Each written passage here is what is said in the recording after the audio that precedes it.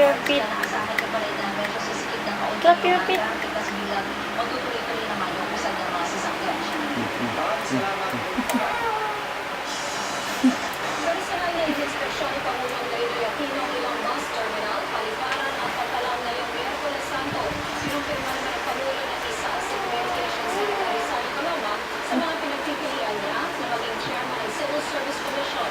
Kandidato naman daw para sa posisyon ni Coloma si PESDA Secretary Joel Villanueva. Ganun si Teresa Andrade.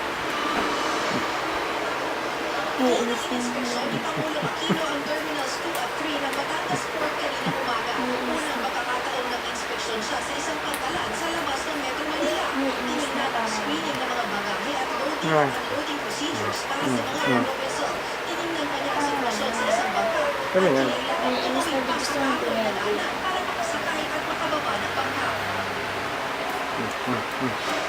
Mula Batangas, tumiretso si Pinoy sa NAIA Terminal 3. Bukod sa screening ng mga bagahe, ininspeksyon niya ang domestic at international departure areas ng Cebu Pacific. Sunod niyang pinutukan ng bagong renovate ng NAIA Terminal 1. 85% ng tapos ang renovation. Ayon sa airport manager ng NAIA 1, sa katapusan ng Abril, inaasahang matatapos ang renovation ng mga natitirang check-in counters.